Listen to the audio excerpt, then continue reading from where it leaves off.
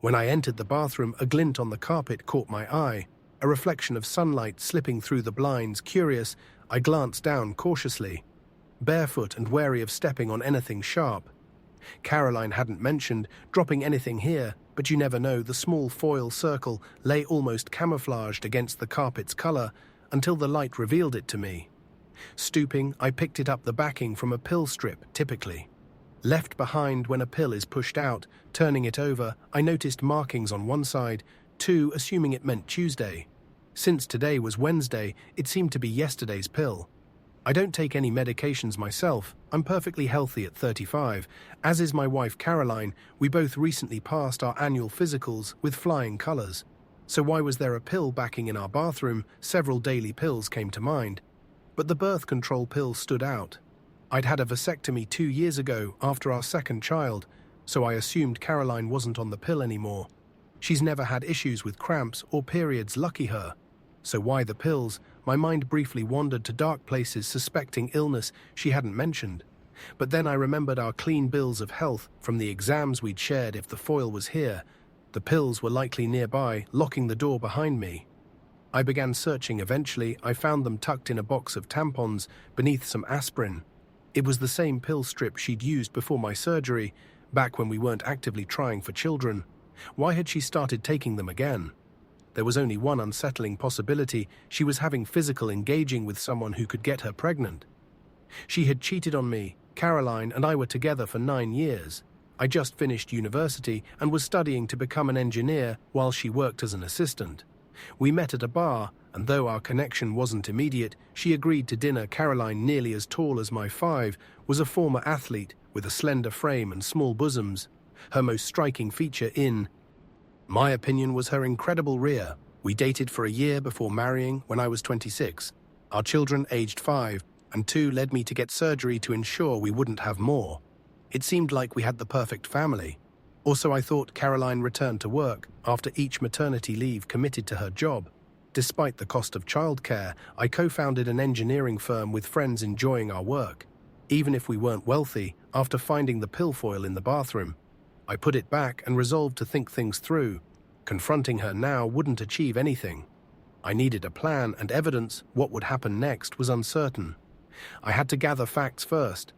I went to work as usual, pondering my options. Who was involved? When did it start? And for how long was it? Someone from her job, maybe even her boss. Was this linked to her past communications? And the hardest question: were our children really mine? Despite the emotions brewing inside me, loss, betrayal, pain, anger, I focused on gathering facts. I turned to the internet, ordering DNA testing kits to discreetly check our children's paternity. I also purchased surveillance equipment, small voice recorders for her car and bag, and tiny cameras for our home. I doubted she was having an affair at home, since she was rarely there without me. Also, I believed I needed to access her phone. I knew of a cloning tool that could copy her phone, capturing messages, emails, and calls. This required buying another phone, which took days to arrive. During this time, I observed Caroline closely. She acted normally. Our bed life was typical, once or twice a week on weekends. I never noticed anything suspicious about her behavior or sudden showers. Upon returning home, either she wasn't cheating or she was incredibly discreet, possibly carrying on so long it seemed routine. The packages arrived Friday morning at my office. To avoid questions, I received DNA test kits, voice recorders, cameras, a new phone, and a cloning kit ready to proceed. I left work early at home. The au pair was FE. Eating the kids' dinner, I handled placing cameras discreetly, one each in the bathroom, living room, and bedroom, for a clear view of our bed. After helping the kids with bedtime routines, I collected DNA samples from them and myself, mailing them promptly for testing. Caroline arrived home on schedule, and we went through our usual routine, exchanging updates on our days without much listening. After dinner, she showered, giving me the chance to install voice recorders in her car and bag and clone her phone.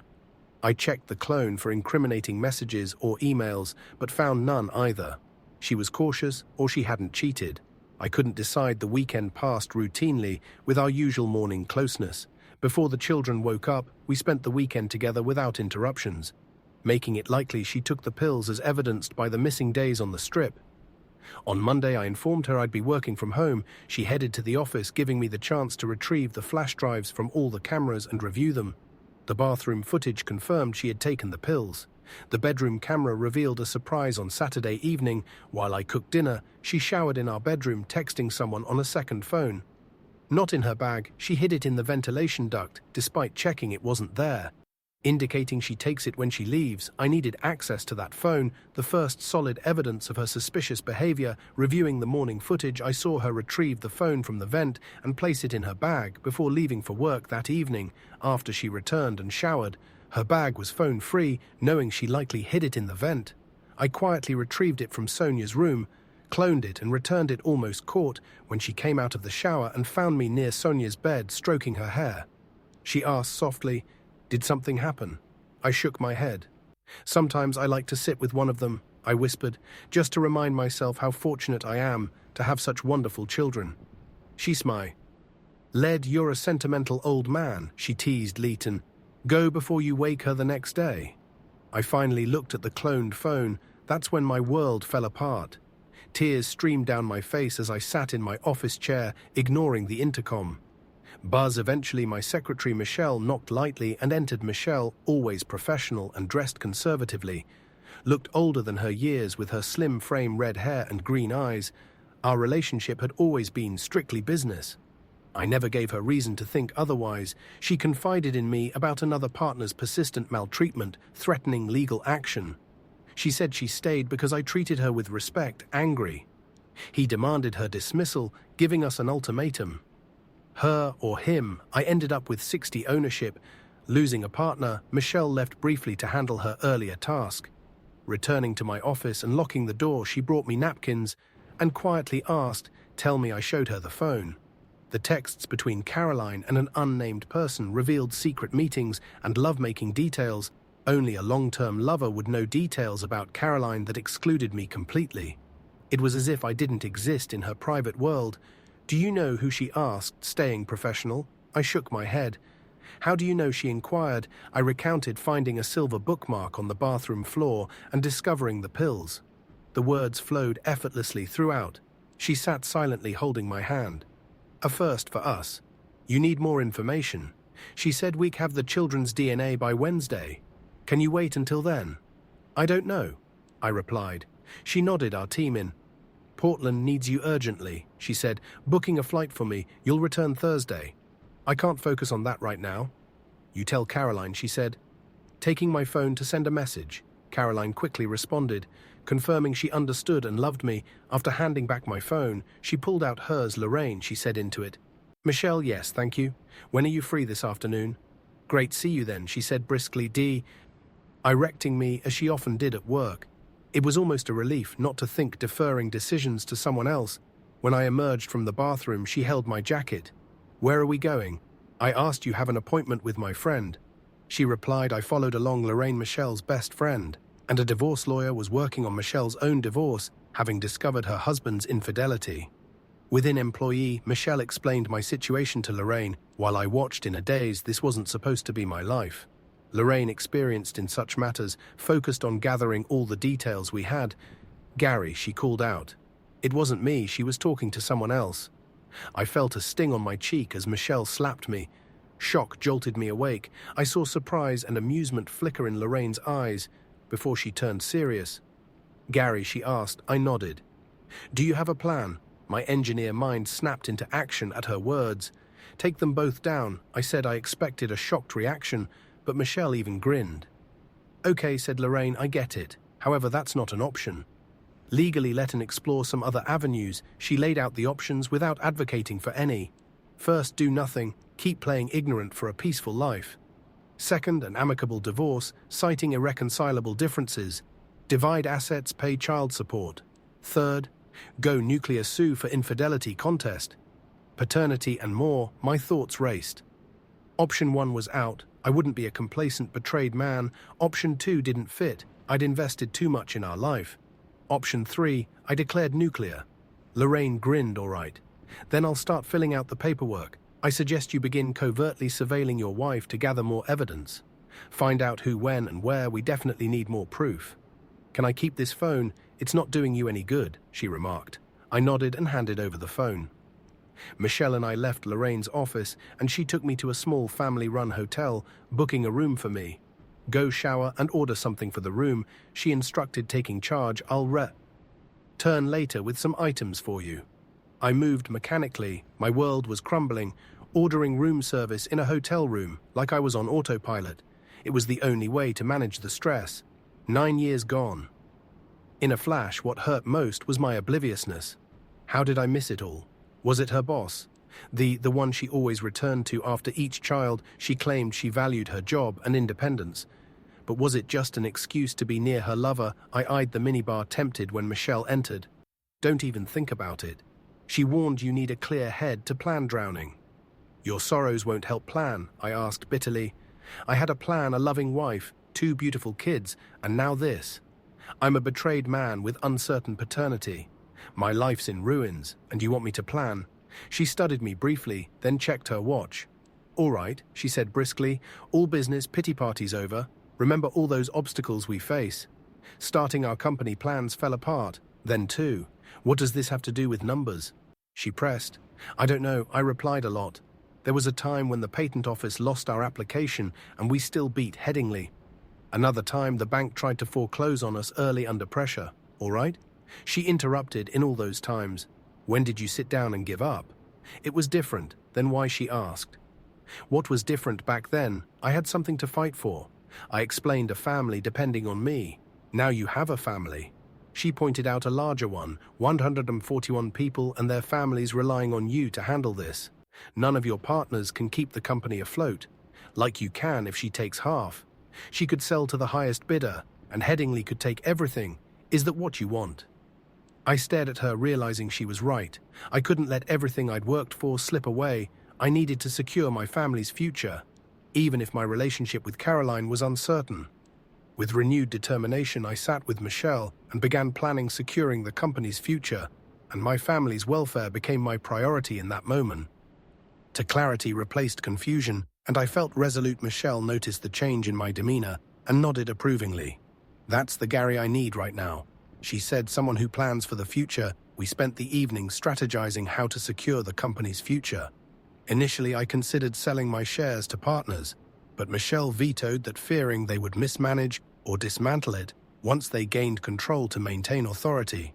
We opted to establish an offshore trust where I would sell the company at market value and remain as CEO on a nominal salary, shielded from local jurisdiction.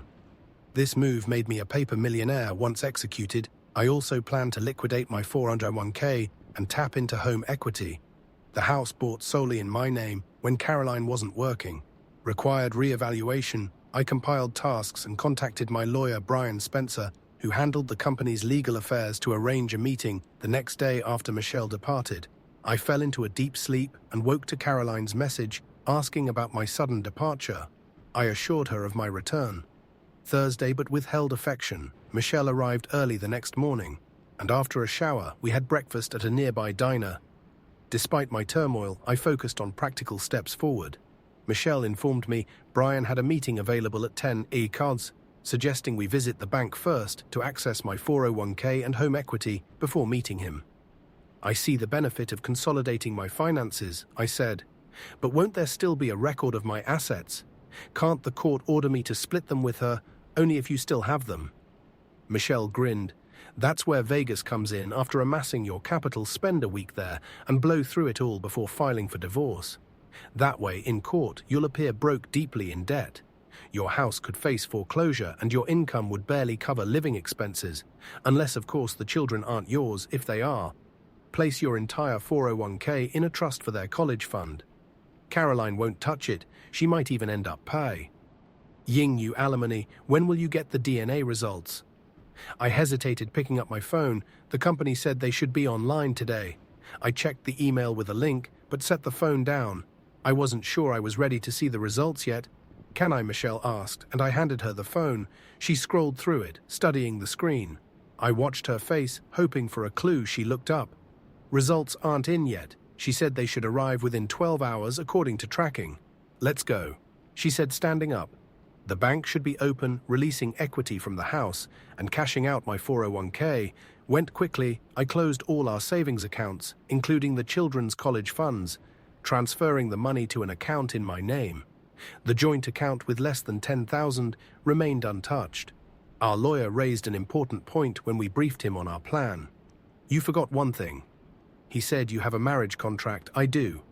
I was surprised. I didn't realize that was part of the partnership agreement. When I started, all partners were required to sign a prenup to protect the company in case of a split.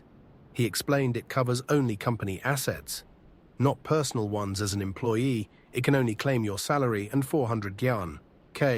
That's it. What I suggest, he began without criticizing your divorce lawyer plan, is to invest all the freed up equity from your house into the company. Buy out one of your partners. Robert seemed keen on making money. You may need a loan from the company pension fund to cover the difference. Repayments will come from your reduced salary, minimizing your assessed assets. Since everything else ties back to the company, it remains protected. Your credit rating may suffer from foreclosure, and you'll lose half your remaining bank funds. Besides that, she won't receive anything. We can adjust your salary to potentially make hers higher, making her liable for child support. How will I live? I asked. If my whole salary goes to loan payments, I'll still need to cover living expenses, including my 2 other children, and possibly more. Leighton, hold off on discussing the children. He advised, have you decided on a course of action? If they're not yours, will you stay involved? I'm not sure. I admitted it's too overwhelming to think about. I'll need to wait until I have the facts before making such decisions. Remember your plans with the other lawyers, he reminded me. I bet the lawsuit against her company will bring in enough to pay off the loan and restore your full salary. After all this, you can also claim expenses from the children's father if they're proven not to be yours. Post-divorce, separate from the settlement, could you reach out to Robert for me about selling? I requested. I don't think I can handle that right now. He nodded. I'll contact him and update you. We shook hands as we left his office. Relief washed over me momentarily as we walked out. The plans started to align, a satisfaction filling me. Then reality hit, reminding me why we were making these plans, leaving an emptiness in my chest. We sat in a diner for lunch when I dared to check my phone again. Clicking on the link in the email, I passed it to Michelle, watching her face for a reaction. I'm so sorry, Gary, she said softly, handing the phone back. I read the results myself. Neither child was biologically mine, though they shared the same father. The shock of losing both children was eclipsed by rage at the betrayal. She not only deceived me about their paternity, but also convinced me to have a vasectomy. Gary, Michelle snapped, pulling me back. Now's not the time, stay calm, we'll get through this. Struggling to control my anger, I took deep breaths. I wanted to hurt someone. Thoughts of revenge crossed my mind. Even hiring someone to deal with the man who bed the children I thought were mine. Michelle composed herself and led me out of the diner. Lorraine called. She wants to see you, she said as we headed to Lorraine's office. Lorraine appeared solemn as we entered. I have a preliminary report from a private investigator. She said Caroline had a visitor last night. Should a man stayed over at your house? I have cameras at home. I said I'll swap the flash drives and we can review the footage. Good, she nodded. Do it now, then we'll strategize. This footage could be crucial. The au pair is with Sophie and James at the play center. I mentioned I can't go back without arousing suspicion. I'm supposed to be away on business. Lorraine checked her phone. The au pair is occupied. I'll keep watch and alert you if she leaves. We sped to my house about 30 minutes away. I quickly swapped the flash drives, scanned the house, found nothing unusual, and returned to Lorraine's office, reviewing the footage. I avoided watching the bedroom footage. I couldn't bear to see more. It confirmed my suspicions. Her boss, Bill Wright, entering the house with his own key when James greeted him as Papa Bill. I broke down in tears. I couldn't watch any longer. Lorraine witnessed my breakdown. Michelle, for the first time, hugged me as I cried. After some time, I composed myself. Would you like to rest? Lorraine asked, but I declined. The pain eased slightly, replaced by building anger. What's our next move? I inquired. I've obtained the terms of employment from your wife's company. Lorraine explained, there's an anti-fraternization clause giving us grounds to sue for violation, especially since the person involved is a senior manager. We briefed line on my company lawyer advice, prompting her to call him immediately. She received copies of the prenuptial agreement via email. This changes everything, she said. Reviewing the documents, your partner's plan is spot on. If he's willing to sell, we invest everything in the company to shield it. We can sue her company for non-compliance, him for emotional distress, her for misrepresent on the birth certificate, and both for child-related expenses.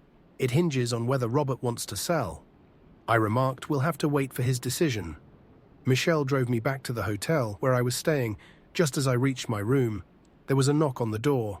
It was Michelle Latoun. Go, she urged. You shouldn't stay here alone, why not? I asked. Because you'll brood or hit the minibar, she replied firmly. I need to keep an eye on you. Gathering my things, she led me out to her car. Where we be headed? I asked, feeling indifferent to my place. She said, I have a spare room you can use. But I started to protest. But her gaze silenced me. I had never been to Michelle's home, surprised to find it nearly as large as mine.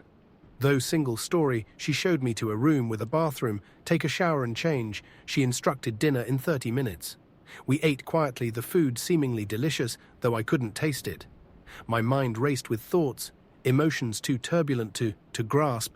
I was furious, yet numb, focused only on executing my plans. I was on autopilot, driven by purpose, as I wondered what to do after dinner. The phone rang. I flinched, hoping it wasn't Caroline. It wasn't. Hello, I greeted languidly. Robert. I said why. He asked simply. Robert and I had been friends since university, where we bonded over a project that laid the foundation for our business. Initially, I held the majority stake in the company due to greater initial investment. Caroline is cheating on me, I stated flatly. All this time, he exclaimed. All this time. I confirmed. And none of the children are yours. There was a pause on the line. So you want to tie all your assets to the company and rely on the prenuptial agreement? He queried clearly, understanding our partnership agreement better than I did. I'll keep 5 and continue as a consulting engineer. He proposed. I'll sort it out with HR. The rest is yours. Okay. I agreed. I'll have Brian prepare the paperwork, Gary, he said after a moment. I'm really sorry. It might not feel like it now, but it will get easier. I promise. I've been where you are now, and it does get easier. Only then did I recall that he had gone through a divorce. About 4 years ago, he had kept the details private. Though we were close friends, I knew it hadn't been pleasant. He had used the marriage contract himself the next morning. Michelle woke me with a cup of coffee. Letting go, she said, we still have a lot to do. First, we visited Brian Spencer, the company lawyer who had already prepared all the necessary documents for buying out Robert. The transaction was completed swiftly in under 30 minutes. I liquidated everything, my home equity savings and 401k. I also secured a loan against the company pension plan for the remaining amount on paper.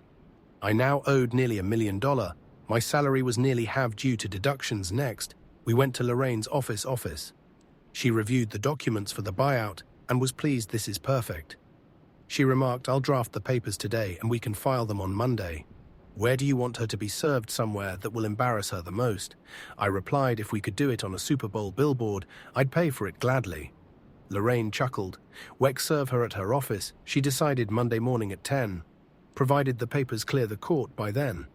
If I file today, we should have confirmation tomorrow afternoon.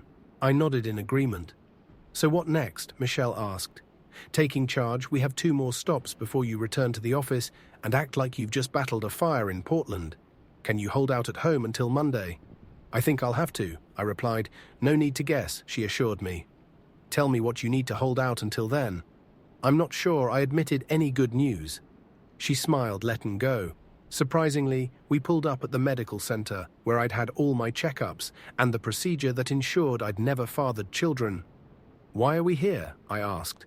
Didn't you want good news? She teased. Come on inside. She arranged for us to see my doctor. Promptly, I glanced at Michelle, who stayed back as I went into the consultation room. Please, I gestured for her to join me, and she nodded. Dr. Harrington didn't comment on Michelle's presence. He knew her role in my life and our situation. Gary, he began, I understand you're inquiring about vasectomy reversal. My eyes widened. Is that really possible? I glanced at Michelle, who had a small smile on her face. Yes, it's quite feasible, Dr. Harrington assured me, with a success rate around 95 for reversals performed after 3 years, though it does involve a longer surgery under general anesthesia. But it's very likely you could father children again. Tears welded up in my eyes. The possibility of becoming a father again filled me with hope. I understand it's a lot to take in. Dr. Harrington continued handing me information on the procedure and its costs, noting it wasn't covered by insurance. If you decide to proceed, we can schedule tests. Thank you, Doc. Michelle interjected, taking the paperwork. We can be in touch. She stood and I followed her out of the clinic. Is this good news enough for you? She asked softly, smiling at me. I impulsively hugged her. Feeling grateful, thank you. I murmured into her hair, then pulled back quickly. I'm sorry, it's okay, Gary. She reassured me gently as we got into her car. She said one more stop, then back to the office. I had visited Bill Way's house occasionally over the years.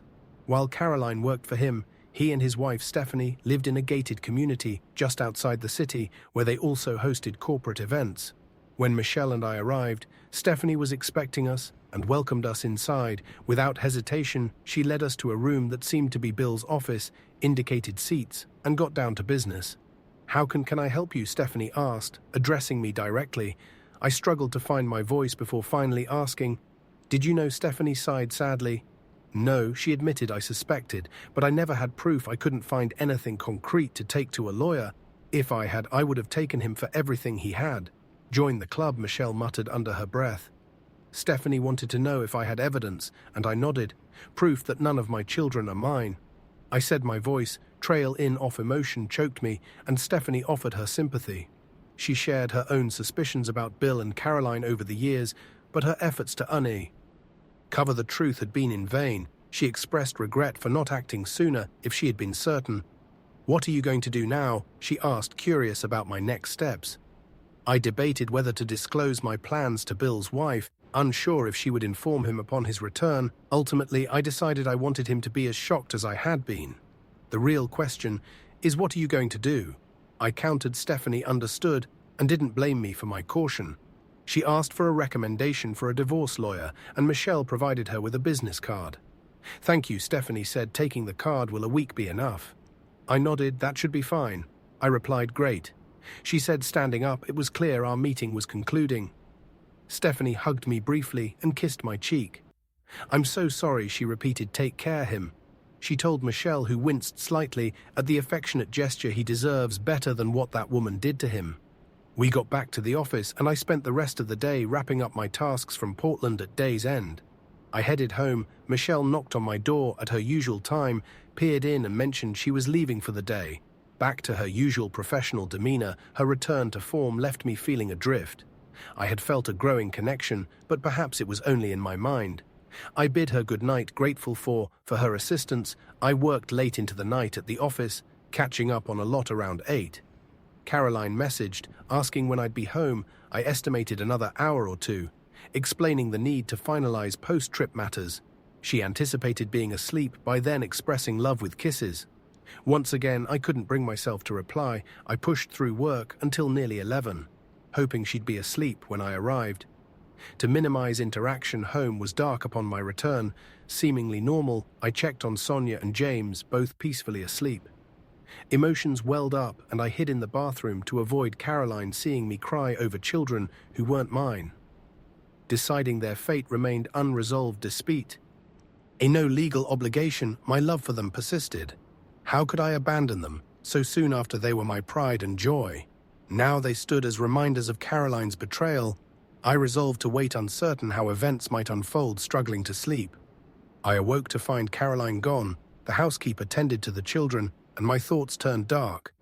Did she know they weren't mine? I ceased imagining her complicity in Caroline's infidelity come Monday. I vowed to ensure repercussions for her actions as an au pair, ensuring she never worked in that role again. Wait, what am I doing? Taking out my anger on someone who has little chance of a positive outcome. It's a lose-lose situation. I reasoned she might have risked her job or left. If she had told me yet, she clearly cares for our children, whom she's looked after since before Sonia was born. Maybe my anger is misplaced. I went to work. Michelle was already there, all business. As if the past days hadn't happened, she had cleared my schedule for marketing. She said I settled in, and she brought our morning coffees a first for her marketing. I questioned, since when am I involved in that? She grinned, an oddly comforting sight. We need a strategy. She explained the final part of Lauren's plan. Confused, I asked what plan we need to go. Public, Michelle insisted. Tell everyone, her friends, family, church groups.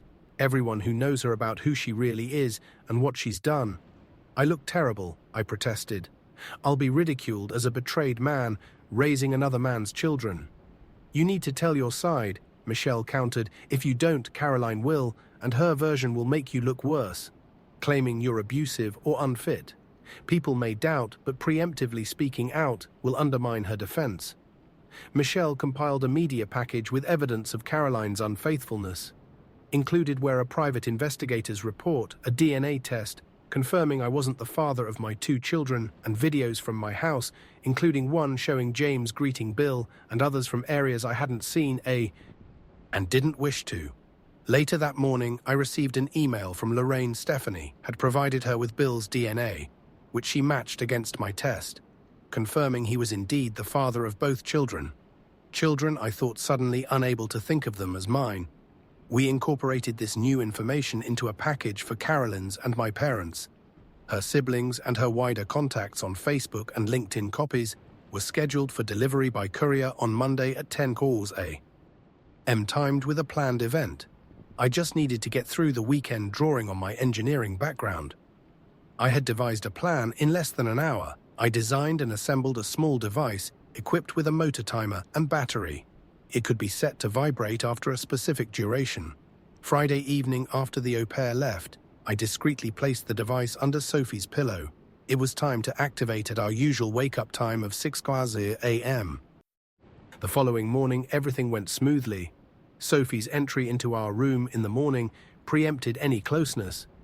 I smirked to myself, having successfully occupied myself all Saturday with Caroline's long-neglected tasks. When she remarked on it, I casually pointed out they needed doing that night when Caroline tried to initiate closeness. Feign sleep after she emerged from the bathroom on Sunday. Her daughter's interrupted sleep from my device resulted in her returning to Caroline's room. Sunday was spent with the children at the zoo throughout the day. I struggled with emotions, looking at Caroline, the woman I loved or thought I did, and the children I had cared for as my own. I almost broke down several times, biting my cheek until it bled to maintain composure. But I made it through the weekend. Monday arrived, and I was resolute. I informed Caroline I'd work from home ostensibly to discuss matters with the au pair as she left for work. I appeared absorbed in emails and barely acknowledged her farewell. After she departed, I noted the time, 8:15. The au pair knocked on my office door, proposing a trip to the play center, which I declined, opting to keep the children home. Surprising, her James was disappointed but acquiesced despite his eagerness to go shortly after 9. Michelle arrived at the house, surprising me, but I welcomed her inside. It was the first time I'd ever made coffee for her at 9:30. We joined Lorraine for a conference call. Gary, Lorraine began. This is your last chance to stop. I'm not saying you should.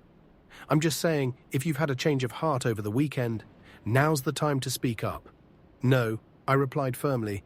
Then I'll see you on the other side. Lorraine confirmed everything was set. I monitored my email awaiting service confirmation at precisely 10 a.m. The first email arrived, followed by the second, 3 minutes later, and the third 5 minutes after that. Then my phone rang, expecting Caroline. It turned out to be my mother. Gary, hi Mom. I answered, what's going on? She asked, did you read the package I sent? I inquired, yes. Then you know as much as I do. I said Caroline has been cheating on me, likely throughout our entire marriage with her boss. The children aren't mine. I'm divorcing her. Gary, you can't. No, Mum, I have to work. I have other calls. I ended the call only for it to ring immediately. Again, this time from Caroline. Gary. I didn't pick up, waiting for her to continue. We need to talk. She said. I remained silent. I'm coming home with that. She hung up. Caroline's on her way. I informed Michelle. I'll step out, she offered. I wanted to ask her to stay, but I couldn't find the words. I simply looked at her. Call me, she said. You know what's happening. And she left. About 20 minutes later, Caroline arrived home. I heard her car pull up outside. She didn't bother entering through the garage, uncertain of what to expect. I waited as she walked into the house and into my office, taking a seat across from me. Gary, I'm not interested. I cut her off, actually.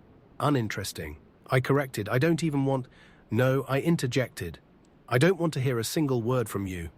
You lied to me for 9 freaking years. Neither child is mine. You convinced me to get a vasectomy while you were still on birth control so you could continue with Bill. Her eyes widened at my words. So no, Carolyn, I continued. I don't care what you have to say. My lawyer's card is in the package you received when you were served. If you have something you think I should know, talk to her. What about the children? She asked what children. I retorted, I don't have children. And if it were up to you, I never would have. I could ask why you did this to me, but I don't want to hear another lie. I'm not interested in your excuses, justifications or reasons. I want this to end so I can salvage what's left of my life and move on. Called the OR into the room. She could hear me through the open door. You're fired, I stated immediately. Leave now. What, she exclaimed. Why? Because you covered for her. I pointed at Caroline. You knew she was having an affair with her boss, and I don't know if you knew the kids weren't mine, but you definitely knew what was going on. I have video evidence of you discussing children with Bill. Get out.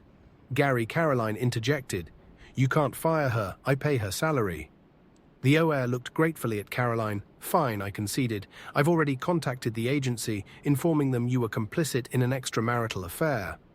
If Caroline wants to keep you, she'll need to handle your salary taxes, vacation pension, sick leave and insurance. The au pair turned pale. Losing her job and being removed from the agency's records would make finding new domestic work nearly impossible.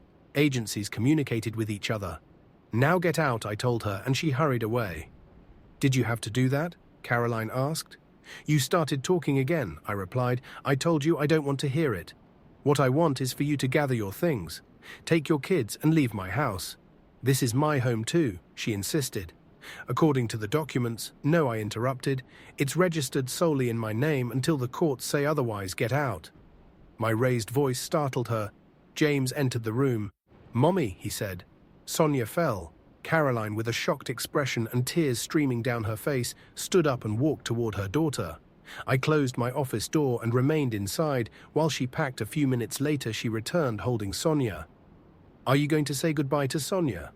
Not like this, I said. Sheck, not my daughter and he not my son. Take them to Papa Bill and let him take care of his children. They have nothing to do with me. Gary, I get out. I heard the front door close and a few minutes later her car started. She was gone. I finally exhaled, feeling like I'd been holding my breath forever, and collapsed. I didn't hear the door open and I jumped when arms wrapped round me and I buried my head in my hands, looking up. I saw Michelle holding me. She pulled me close and I sobbed in her embrace.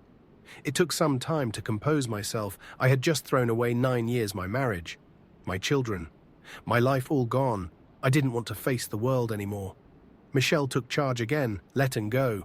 She said Lorraine mentioned it could take Caroline about 4 hours to get an emergency order to occupy the house because of the children, and this being our matrimonial home, she'll be back. Do you really want to let her please herself by throwing you out of your own home? We gathered some clothes and important documents. I needed to figure out where to stay, but we loaded my car in Michelle's car with my belongings and left first. We stopped at the office where I had been served. Later that day, Lorraine called to update me on the proceedings. Not only was there an order granting Caroline temporary occupancy of the house, but also a restraining order prohibiting me from coming within 100 meters of it. If I needed to retrieve anything, I'd have to schedule it with Caroline's attorney at my own expense. Confused by the situation, I found myself relocated to Michelle's spare room.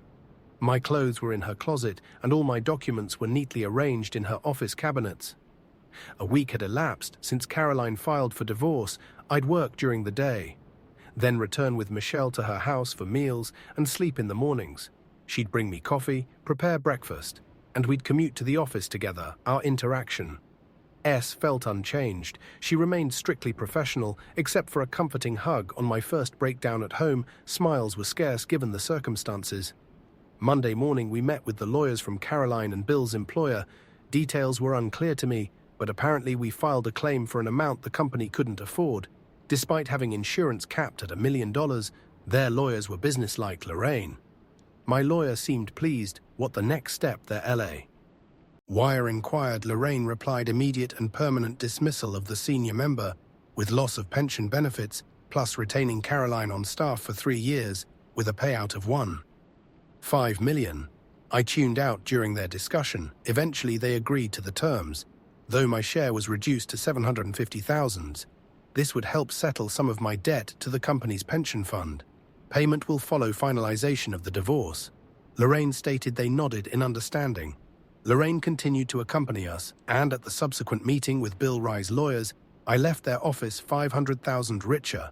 Now I had enough to fully repay the pension loan and retain a small reserve for after the divorce. My final meeting that day was with Caroline's lawyers. She was present but avoided looking at me when I entered. Michelle and Lorraine were by my side. The financial claims in the divorce petition are outrageous. Caroline's lawyer began your client as CEO and majority shareholder of a company valued at approximately $20 million. Not to mention assets, savings, and allow me to interrupt. Lorraine interjected, presenting papers according to the prenuptial agreement signed by all parties. The company is not divisible in divorce. My client recently made a substantial additional investment in another company, depleting most of his savings, 401k and home equity. He also borrowed from the company's pension fund.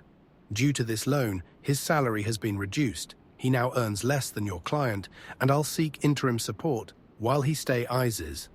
What about the children? The lawyer inquired. Lorraine replied, DNA evidence proves these children aren't his. She falsified birth records to fraudulently name my client as father. Additionally, we're pursuing damages for coercing him into surgical sterilization under false paternity. Your client can accept the divorce terms as is, vacate the marital home and receive half of the joint account, currently valued at $9,443.15. The lawyer reviewed the documents, then glanced at Caroline and finally at me. Gary, please, she pleaded. In years, I said, damn years. Day after day you lied to me. There's nothing you can say that I want to hear.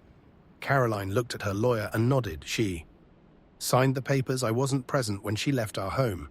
Instead, I received a letter from her lawyer confirming the lifting of the restraining order and transferring the house to me.